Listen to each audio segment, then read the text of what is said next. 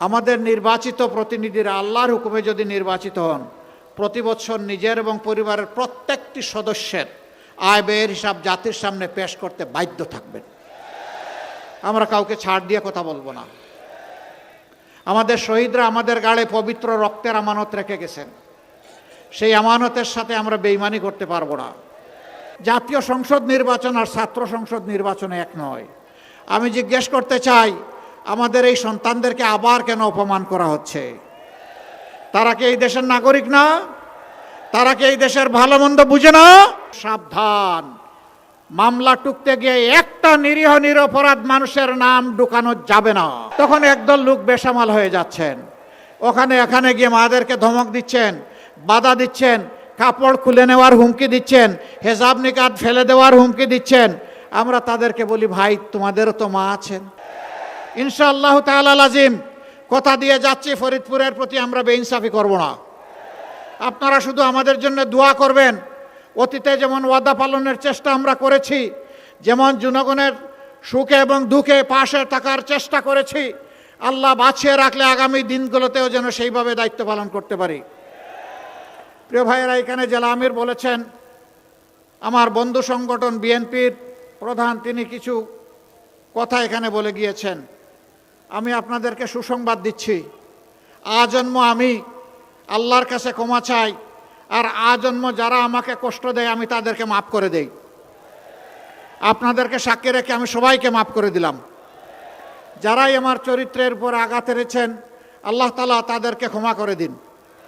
আমি যেহেতু ক্ষমা করে দিচ্ছি, আমি আশা করি আমার আল্লাহ তাদেরকে ক্ষমা করে দেবেন। আমি আল্লাহর ক্ষমা পাইতে চাই। মানুষ হিসাবে আমিও ভুলের ঊর্ধ্বে নই। আমি ভুল করলে আমি যেমন প্রত্যাশা করি যে আমার একজন ভাই কিংবা বোন আমাকে ক্ষমা করবে, স্বাভাবিকভাবে আমারও দায়িত্ব হয়ে যায় আমার প্রতি কেউ অবিচার করলে তাকেও ক্ষমা করে দেওয়া। আমাদের এই জায়গা থেকে জেদ মেটানো এটা মানায় না, আর আমার রক্তের সাথে এটা যায়ও না। আপনারা দেখেছেন 24-এর বিপ্লবের পর 5 তারিখ রাত সর্বপ্রথম আল্লাহর মেহেরবানি আমার মুখ থেকেই বের হয়ে এসেছিল যে আমাদের উপর যারা অতীতে জুলুম করেছে, দল হিসাবে আমরা কারো উপর থেকে প্রতিশোধ নেব না। ফরিদপুরবাসী, আপনারা কি বলতে পারবেন যে এই ফরিদপুরে আমরা কারো উপর থেকে প্রতিশোধ নিয়েছি? আমরা নেইনি। এখানে আমাদের নেতৃবৃন্দের বিরুদ্ধে মিথ্যা মামলা দেওয়া লোকেরা ছিলেন, তাদের দিকে আমরা গোলাপের একটা পাপড়িও টুকে মারিনি। কেন মারিনি জানেন? আমরা বিশ্বাস করি এই দুনিয়ার বিচারই শেষ বিচার নয়। At the day of final judgment Allah তাআলা আসল বিচারটি করবেন। হ্যাঁ, একথাও বলেছিলাম যে ক্ষতিগ্রস্ত ব্যক্তি এবং পরিবার তারা যদি প্রতিকার চেয়ে আইনের আশ্রয় নেয়, আমরা তাদেরকে সর্বাত্মক সহযোগিতা দেব।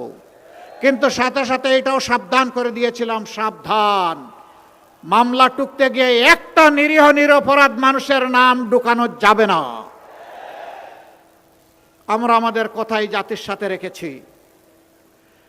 শুধু তাই না, 6 তারিখ থেকে শুরু করে একটানা 20 তারিখ পর্যন্ত 15 দিন সারা বাংলাদেশে মসজিদ, মঠ, চার্চ এবং মন্দির আমাদের লক্ষ লক্ষ কর্মী পাহারা দিয়েছে।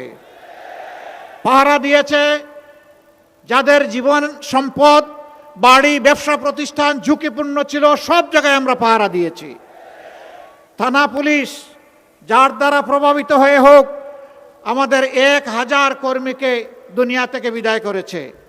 কিন্তু আপনারা শুনে খুশি হবেন, সেই পুলিশ অথরিটির সাথে জায়গায় জায়গায় বসে আমরা বলেছি, দেশ পুলিশ ছাড়া চলবে না, আপনারা থানায় যান। থানার বাইরে আমরা পাহারা দিব, ভিতরে বসে আপনারা কাজ করুন। অনেক জায়গায় পুলিশ আমাদেরকে বলেছেন, আমাদের তো এখানে বসারও কোনো জায়গা নাই, আসবাবপত্র নাই, লজিস্টিক সাপোর্ট নাই, আমরা কাজ করব কিভাবে? আমরা 232টি থানায় আমরা সরঞ্জাম সরবরাহ করে বলেছি, এবার আপনারা কাজ করেন। কেন জানেন? এই দেশটাকে আমরা ভালোবাসি, এদেশের মানুষকে আমরা ভালোবাসি।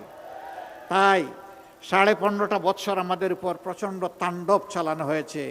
প্রিয় দেশবাসী, দুঃখে থাকি সুখে থাকি, আপনাদেরকে ফেলে আমরা কোথাও যাইনি। সারা বাংলাদেশ জেগেছে, যুবকরা জানিয়ে দিয়েছে আমরা পচা রাজনীতির সাথে নাই। পাঁচটা বিশ্ববিদ্যালয়ে তারা রায় দিয়ে বলে দিয়েছে আমরা নতুন বাংলাদেশ চাই। সেই নতুন বাংলাদেশের পক্ষে তারা দৃঢ় অবস্থান নিয়েছে। অভিনন্দন, মোবারকবাদ যুবকদেরকে। আরও বিশ্ববিদ্যালয়গুলোতে নির্বাচন হলে একই চিত্র ফুটে উঠত। কিছু লোক বলে জাতীয় সংসদ নির্বাচন আর ছাত্র সংসদ নির্বাচনে এক নয়। আমি জিজ্ঞেস করতে চাই, আমাদের এই সন্তানদেরকে আবার কেন অপমান করা হচ্ছে? তারা কি এই দেশের নাগরিক না? তারা কি এই দেশের ভালো মন্দ বুঝে না? তারা কি এই দেশ নিয়ে চিন্তা ভাবনা করে না? তারা কি একটা সুন্দর দেশ দেখতে চায় না? তো যারা এই কথা বলেন কার্যত তারা যুব সমাজকে অপমান করেন। ইনশাল্লাহ সেই অপমানের প্রতিশোধ এই যুব সমাজ নেবে। কিভাবে? মারামারি করে নিবে না, বুদ্ধিভিত্তিকভাবে আগামী 12 তারিখ নেবে ইনশাল্লাহ। মায়ের জাতি জেগেছে।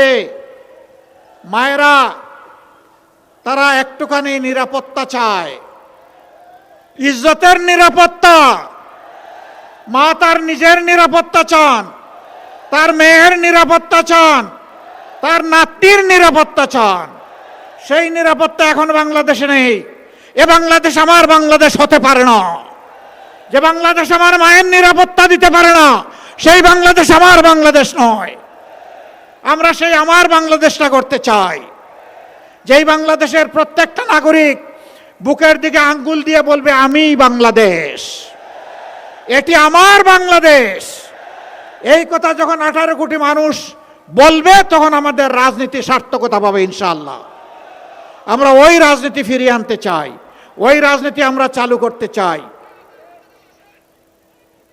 আজকে মায়েরা জানিয়ে দিচ্ছেন আমরা নতুন রাজনীতির সাথে, আমরা পচা পুরাতন রাজনীতির সাথে নাই, যার কারণে অনেকের মাথা গরম হয়ে গেছে। ফরিদপুরে এখন চৈত্র মাস, তাই না? ফরিদপুরে কোন মাস? আরো জুড়ে বলেন কোন মাস? তাইলে মাঘ মাসেই যদি মাথা গরম হয়, চৈত্র মাসে কি হবে? মাথা একটু ঠান্ডা রাখেন। রাজনীতির নাম মাথা গরম নয়, রাজনীতি হচ্ছে নীতির খেলা।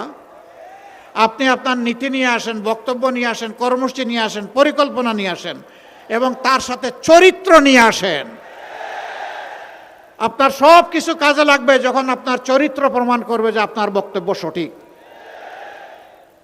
নতুন করে বাংলাদেশের জনগণকে আর কষ্টি পাথরে ঘষাঘষি করে শোনা কোনটা খাঁটি আর কোনটা বেঝাল এটা আর দেখার প্রয়োজন হবে না। সব কিছু এখন পরিষ্কার।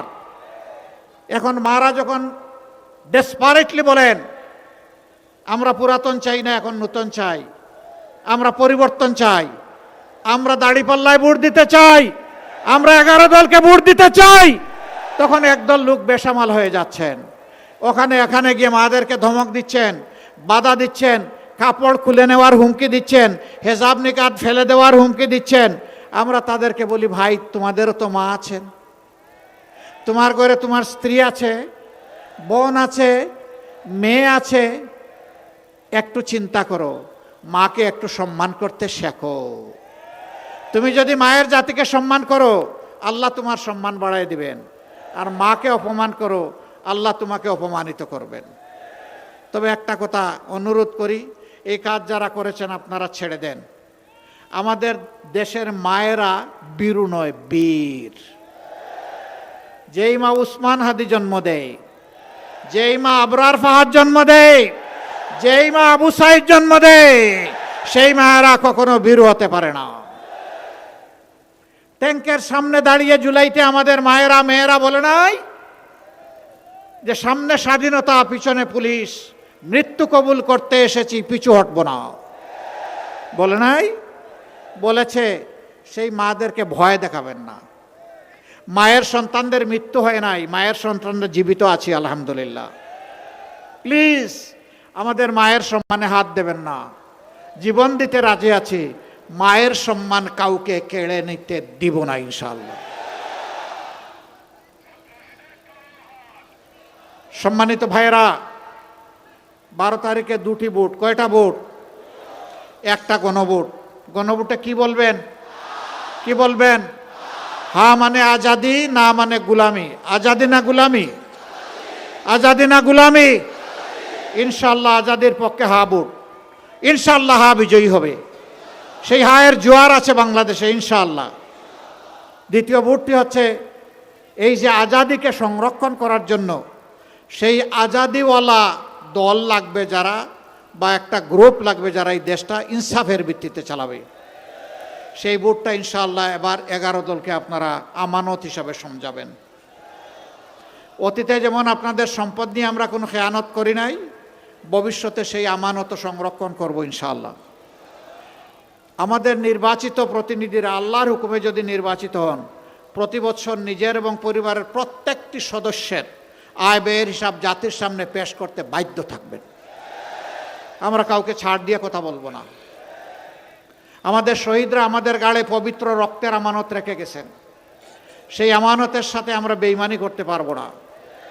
তাদেরকে সম্মান জানাতে হবে সততা দক্ষতার সাথে এই দেশের মানুষের খেদমত এবং সেবা করার মাধ্যমে। ইনশাআল্লাহ আমরা বিশ্বাস করি চাঁদাবাজি দুর্নীতি যদি বন্ধ হয়ে যায়, তাহলে আল্লাহর মেহেরবানিতে দেশের মানুষের জীবনে শান্তি এবং নিরাপত্তা নেমে আসবে। সম্মানিত ভাইরা, তাহলে ওই ভোটটা যেখানে 11 দলের যে মার্কা দেওয়া হয়েছে, এইটাই আমাদের 11 দলের মার্কা, এটাই 18 কোটি মানুষের মার্কা। আমরা কোনো দলীয় সরকার কায়েম করতে চাচ্ছি না। আমি বলেছি, আবার বলছি, আমি জামাতে ইসলামের বিজয় চাই না, আমি 18 কোটি মানুষের বিজয় চাই। সেই বিজয় অর্জিত না হওয়া পর্যন্ত আমাদের লড়াই চলতে থাকবে ইনশাআল্লাহ। মহান আল্লাহ আমাদেরকে সাহায্য করুন। আমরা থামব না, আমরা চলতেই থাকবো ইনশাআল্লাহ। যেই বাংলাদেশে আর অপকর্ম করতে কাউকে দেওয়া হবে না, দেওয়ার অপকর্ম করার কোনো সুযোগ থাকবে না ইনশাআল্লাহ। সমস্ত মানুষ আনন্দের সাথে শান্তিতে নিরাপদে ইনশাআল্লাহ যে বাংলাদেশে বসবাস করতে পারবে, সেইটা হবে আমাদের বাংলাদেশ। ওই বাংলাদেশটাই আমরা গড়তে চাই। আর ওই গুপ্ত সুপ্ত এগুলার কোনো জবাব আমি দিতে চাই না। এই হাজারো লাখো মানুষ, আপনারা কি সবাই গুপ্ত নাকি? তো কেউ বললেই আমরা গুপ্ত হয়ে যাব? এগুলা ফেলে দেন, এগুলা পুরানা কাসুন্দি, এগুলাতে কিছু আসে যায় না। যারা বলেছেন যান, এইটাও তাদেরকে মাফ করে দিলাম, যান, এটাও রাখলাম না।